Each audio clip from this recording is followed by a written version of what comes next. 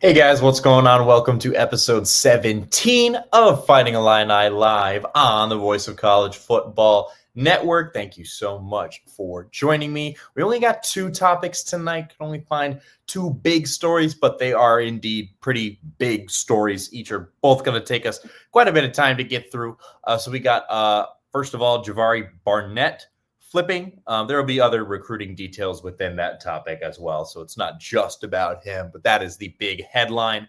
And then we will then be doing probably our biggest opponent preview of the year that is focusing on the Indiana Hoosiers. So, of course, tonight's show is brought to you on the Voice of College Football. Before we get into it tonight, as always, here's a word from our CEO, Mark Rogers. You can make a difference here at the Voice of College Football. Use the Amazon link.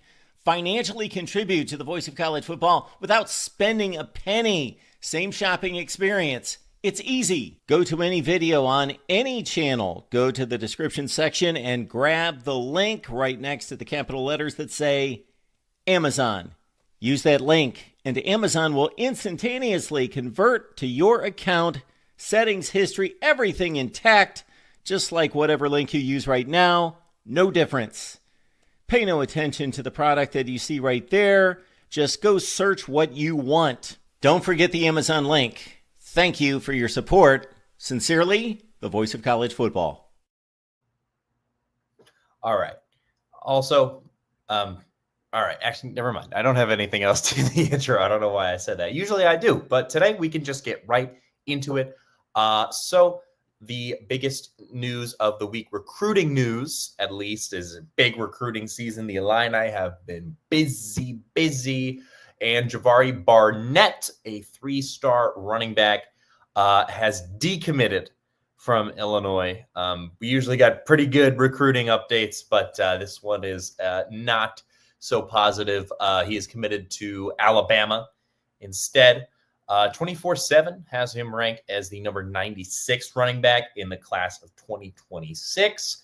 He was number 477 overall player in 24/7 composite, and then that also had him as the number 30 running back. He's from Tampa, so he's from SEC territory. So it's not too surprising, right? He played in just 3 games last season, though. He did have a knee injury. He had 30 carries, 249 yards. It's 8.3 yards per carry. That's a really, really good average. Just knee injury questions for sure make me a little less concerned about losing him. Not trying to slight him in any way. Just I think injury concerns are fair. I can't say I'm super surprised. I don't think Illinois is surprised either. We knew he was having this visit. I mentioned that like 2 weeks ago in episode 15, I think, when we were talking about the other running back commit, which I'll get to in a second. But he committed back on April 6th. So he's committed to Illinois for over 2 months, and then he flipped on Monday. He is only the second decommit in this class, though, which is pretty impressive. The only other one they lost was a 4-star corner. That was Victor Singleton. He flipped to Texas A&M. That was all the way back in April. So it's been a minute since a recruit has flipped commitment from Illinois. That's kind of not been the story for the class of 26, right? I feel like every week I've got a new big recruit in the class of 26 to update you guys on. It's just such a good class so far. But again, Illinois expected this. He was scheduled to have this visit for quite some time.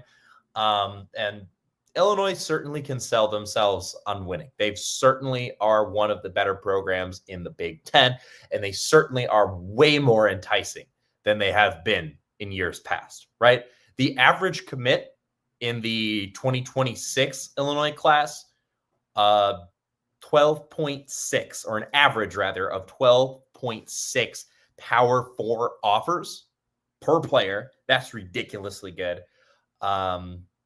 25, so the incoming class this year, 7.7. 24, it was 6.6. Back in 2022, it was a measly 3.3. So the average Illinois recruit is getting 4 times the amount of power conference offers that they were, and choosing Illinois as well. Not to mention, just I wrote up my notes. It's just crazy what winning does to a program, right? So just consistent winning seasons now. Illinois has been put on the map, but you're still not going to outshine a program like Alabama, right? I mean, we're still just not quite on that level. We had a good season. We might make the playoffs this year, and that might change down the road. But right now, I can't necessarily fault a guy for wanting to go to Alabama. I mean, the argument I would make for going to Illinois over a school like that would be, if you're good at Alabama, you're just another great Alabama running back. There's so many great skill players in Alabama's history. Not that there aren't at Illinois, but you go and you become a great running back at Illinois, you're going to be remembered. You're going to be remembered by that community a lot better, because you just would stand out more putting up star numbers like that at Illinois, if that makes sense, right? I'm not trying to slight Bennett Barnett. I'm not trying to slight Alabama. Oh, I just noticed I misspelled that. Oh, well. I'm not trying to slight anybody here, right? I'm just, I don't know. That's how I see it. You guys can let me know how you feel. I personally, as a recruit, would want to go to a school like Illinois over a big school like Bama, Georgia, something like that. Again, not that Illinois isn't a big school. It's just in terms of brands, right? It's not the biggest brand, right? I'm going to have to put in a little more work to get views on Illinois football, right, than other people at this network are going to have to put in to get views at some other bigger brands, right? The Illinois brand just doesn't sell itself the way some other college football brands do. That is changing and is on the rise. But I'm not happy that he decommitted from Illinois, but I kind of see where I can't ever fault a player for wanting to go to Alabama. I can't say I'm going to hold it against him personally. Again, even though I just think he would have been able to make a much bigger impact if he stuck with Illinois. But Illinois is going to be all right. First of all, don't panic about this news. I'm not panicking. Again, Illinois expected this. They prepared for this. Check out episode 15, where I talked about when we landed another 3-star running back for the class of 26 in Nelson Wheeler, running back from Nebraska. They signed him back on June 10th. There's also a separate video about him and another commit you could check out, or just watch episode 15 for me if you don't mind. This is not that big of a loss. Illinois has 22 commits total. We've only had 2 decommits in the class of 26. I read those numbers earlier. The class of 26 is absolutely stacked, and it just keeps getting better. It has the potential to get better. They landed a 4-star inside offensive lineman last week, right before I filmed. Kai Pritchard out of New Jersey. He's the number 12 inside offensive lineman and the 4th best player in New Jersey, 218 overall in the class.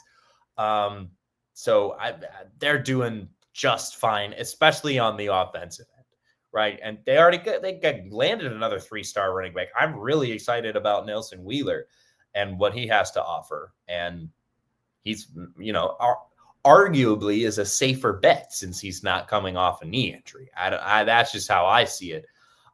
They're also finalists for 2 4-star tight ends, right? They're in on J.C. Anderson and Max Suter, both of which are from Illinois. So Illinois certainly has a good chance to land them both, and definitely have a need at that position more than other skill positions, right? We don't have a ton of pass catchers rostered right now that we know of.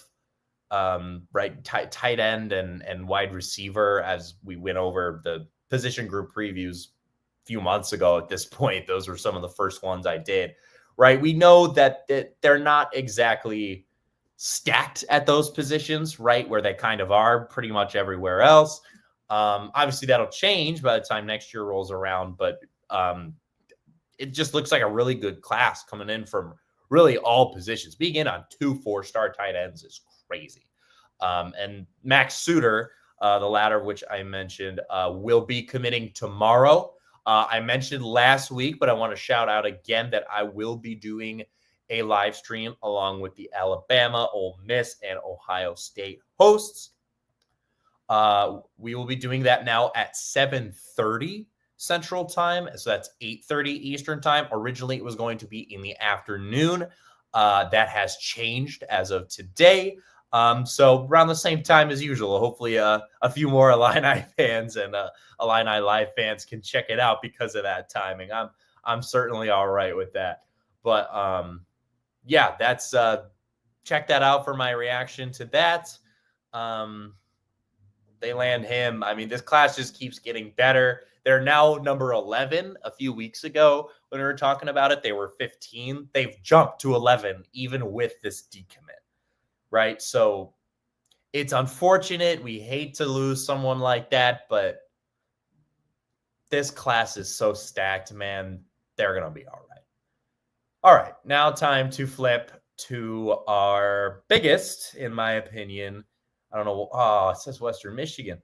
I got to get on my things tonight, guys. Jeez, I am off my game. You all know who it is. It's Indiana. The Illinois-Indiana game, I think easily, even though they're playing the defending national champions only a few weeks later, I think this is easily the biggest game of the year for Illinois. And I OSU is really the only other game you could make an argument for.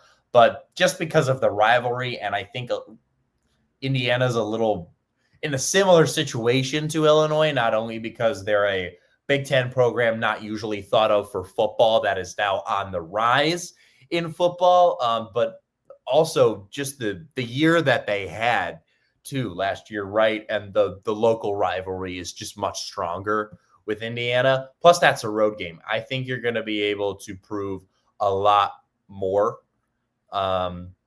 Jackson Johnson, thanks for the shout out. Appreciate it. He will be on the stream with me tomorrow as well. Do check that out. But yeah, no, I think this is easily the biggest game of the year, right? A road win at Indiana is going to look almost as good as a home win against Ohio State would, in my opinion. Road wins in college football just mean the world. So that will be on September 20th. The time is still not determined. If that is not prime time, I will eat a chair. I don't know how College Game Day wouldn't go there. You're absolutely right, Peter. I haven't even looked at the other matchups for the week, but I don't know where else they would go. This is huge stuff. And I would really think with 2 Big Ten programs on the rise that the NCAA and all the networks would really want to promote the hell out of this one. So Indiana's schedule before they meet Illinois is kind of a cupcake schedule, which is what a lot of people accused them of having last year. But I mean, I don't fully buy that argument. I understand that they didn't have a ranked win last year, but I mean, Illinois has, we've talked about the Illinois schedule from day one on this channel back in February. Illinois doesn't have a hard schedule this year. That's to no fault of their own.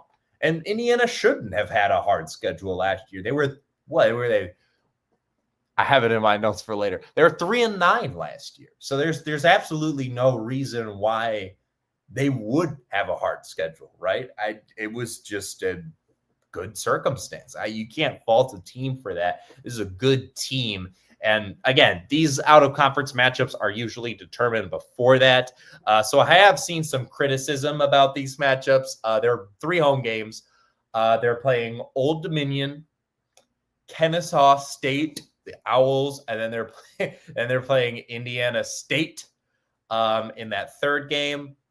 So yeah, I can't.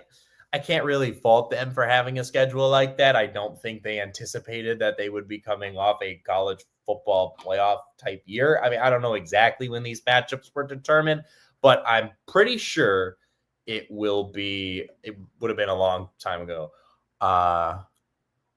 Jackson Johnson says that, yes, Michigan and Nebraska will be on CBS.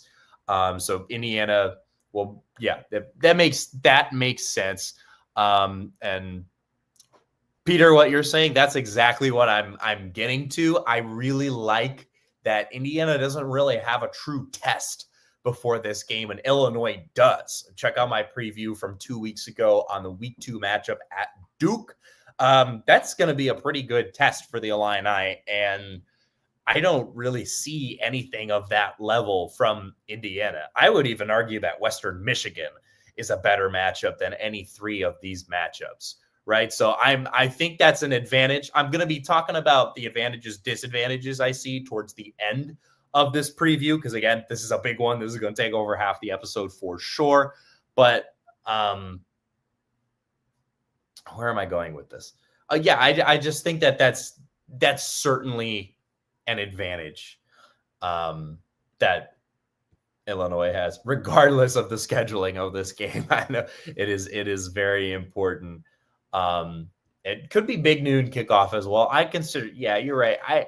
I would consider that prime time, though, as long as it's a prime time game. It doesn't necessarily need to be a night game. I just want to see it get the proper attention that it deserves. As long as that happens and Illinois wins, we'll all be happy. But I am keeping a close eye on that game time. I am actually planning on attending that game myself. My brother attends Indiana, so my whole family's going to try to make it to that. Head-to-head history, though. This one, a lot more details than the head-to-heads we've looked at for Illinois' non-conference schedule. Illinois and Indiana, all-time, the Illini are a pretty dominant 45-25-3 against Indiana. In Bloomington, however, they are 15-16-3. So that would mean that they are 30-9 against them in Champaign. So most of the success has come in Champaign, but they're about 500 in Indiana, which is, again, pretty impressive to do that on the road, no matter what the reputation of Indiana's football program was until this past season. Their last meeting was in 2023. They probably, luckily for Illinois, didn't meet last year. Illinois won that crazy overtime game too. They won that 48-45. Illinois was on the rise, and Indiana was not good in 2023, but they gave us a game in Champaign. But the Illini were just able to hold them off. Kind of reminds me of last year's Purdue game. And then last time they met in Bloomington was in the year prior. It was 2022. IU won that one 23-20. So another really close game. The last time Illinois has won a game in Bloomington, you'd have to go back to 2011, October 8th. They won 41-20, pretty dominant win. Their first meeting ever, this was crazy, was on October 14th, 1899. They have played each other in 3 different decades. Indiana won that game 5-0. What an absolute thriller that was. If that isn't exciting enough for you, again, they've been playing each other for so long that they've been able to tie a total of 3 times. All 3 of those ties, this is insane, were 0-0 ties. I just couldn't fathom if that was possible in the modern day. Like, imagine this game got all the hype and then it was a 0-0 tie. Like, no one would ever want to watch a college football game again. I can't believe the sport survived when we had 0-0 ties. Those ties were in 1900, 1911, and then 1931. So the recent history now, just looking at what Indiana has done in the past few seasons, they were 11-2 last year, 8-1 in the Big Ten, and a perfect 8-0 at home. Bloomington was a real tough place to play last year. Some of the biggest games, Western Michigan, who Illinois will see in week 1. This year, they won that game 77-3. That's just absolutely ridiculous. They also beat Nebraska 56-7. They did beat Michigan as well, which Michigan did end up turning it around towards the end of the season. They ended up fine. So I'd consider that a decent win, especially compared to some of the other Big Ten wins they had. This was definitely one of their better ones. They won it 20-15. That was the only win they had last year that was within a score. They only 3 games that was the only game period actually that they played last year that was within a score, because when they got beat, it was by more than one score as well. So that's to put that in perspective of how dominant of an 11-2 season, where 10 wins by 2 scores or more. It's ridiculous. No matter who you're playing, that's ridiculous. And they were playing in the Big Ten. Bottom feeders of the Big Ten or not, they were playing in the Big Ten. Their one loss was Ohio State 38-15. Then they won at Purdue 66-0. That's not an impressive win. I just thought the score was impressive because it is. That's crazy. And then obviously lost to Notre Dame, their second loss in the college football playoff at Notre Dame, 27-17. They were down big pretty early, and then they ended up getting the score down to 10 points. It was actually the closest of the 4 first round games of this year's new college football playoff format. But still, even to get to that point, absolutely ridiculous, right? 23, as I mentioned, they were 3-9. They were a whopping 1-8 in the Big Ten. They were 3-3 at home, so all 3 of their wins did come in Bloomington. But yeah, there were some rough scores in there. They needed 4 overtimes to beat Akron, 29-27. That was a home game. They lost to Michigan 52-7. Michigan was a national champion that year, though. So, they played this year's national champion a bit tougher at 38-15. Excuse me. So their only Big Ten win, that one win, which again, crazy, 1-8 and then jumped to 8-1 the following season. Absolutely ridiculous. That one win was against Wisconsin. They won 20-14. They even lost to Purdue. They lost 35-31. 22, they were 4-8. They were 3-4 at home, so finally a losing record at home. 2-7 in the Big Ten. And unfortunately, one of those 2 was the Illinois game I had mentioned earlier. They played in week 1, Illinois and Indiana did for some reason in 2022. So I'm not really sure why they did that. That was the last time Illinois has made the trip to Bloomington. The year before that, they were 2-10, and they were 0-9 in the Big Ten and 1-5 at home. 2020, which is the furthest we're going to go back because nothing beyond that is super relevant. They were 6-2 in that shortened season and a perfect 3-0 at home. But again, that Indiana team is a very distant memory. They have fallen off and gotten way back up in the meantime. So a crazy turnaround at Indiana last year overall, right? Nothing else. None of their other records the prior 3 years were anything close to good. It's just ridiculous. But that's what we're going to talk about next. That's just Curt Cignetti, man. He has won everywhere he's gone. He's just produced immediate turnarounds, which, again, is why I don't think it's a scheduling fluke.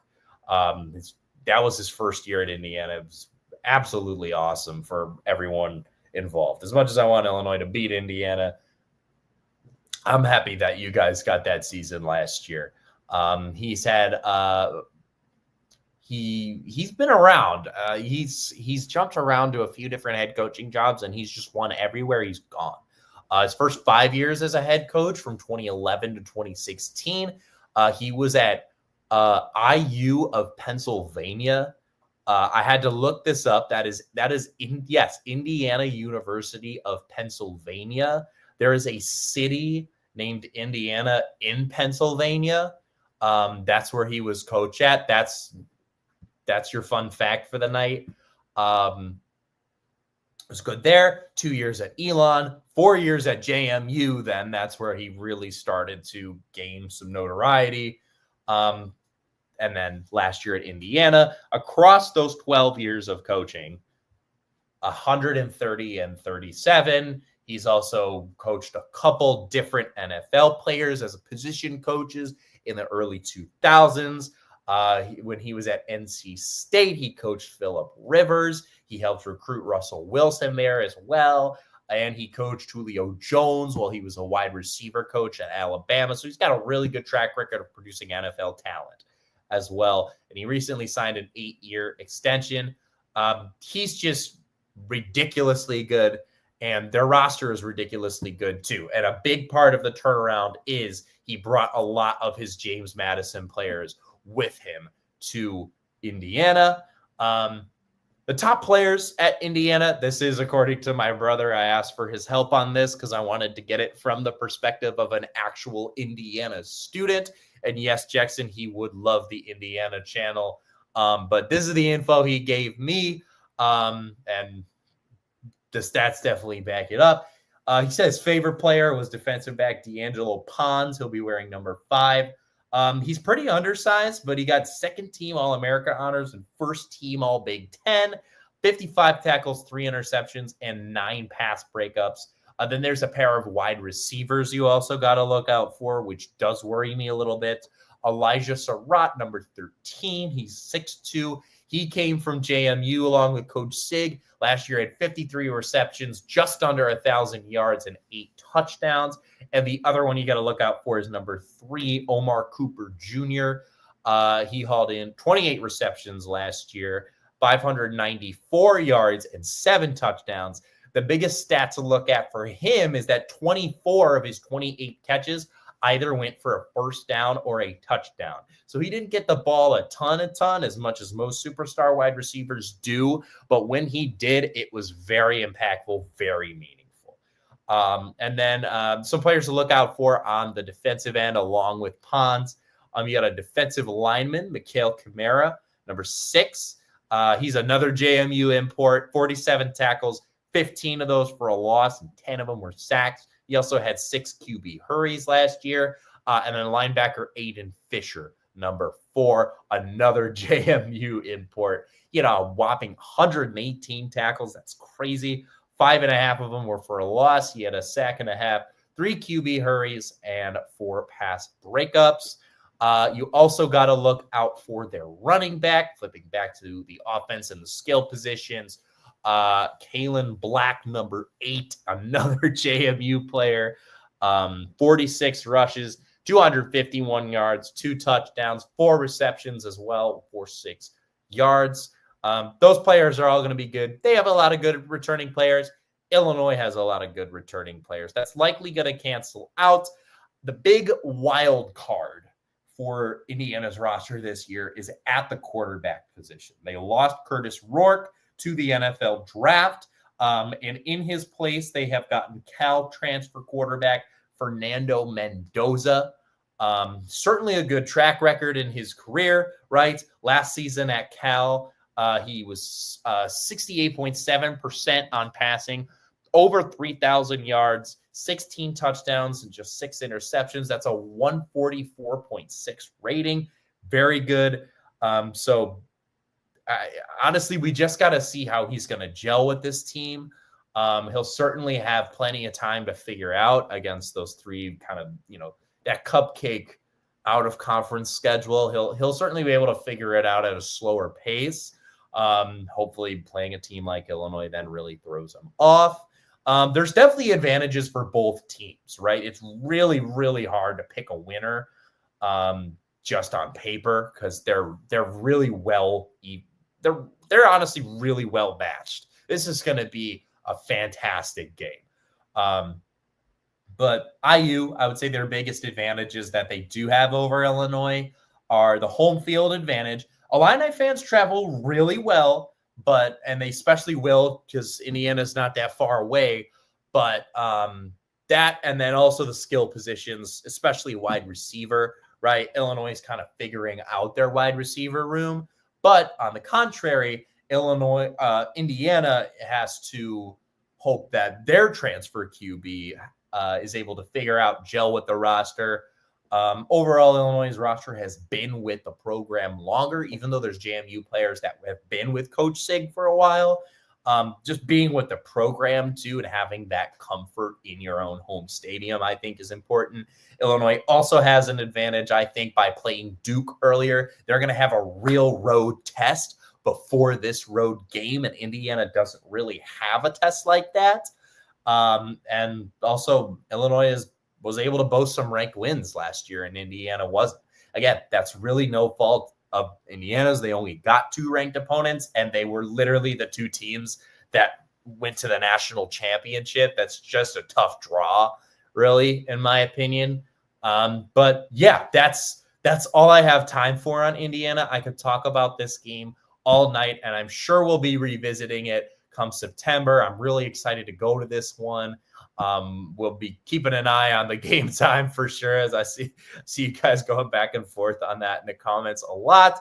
Thank you so much for watching tonight, guys. Don't forget, me, Jackson Johnson, and some other hosts will be live streaming tomorrow at 7:30 Central, 8:30 Eastern for Max Suter's commitment. He's from Illinois, so please stay in Illinois.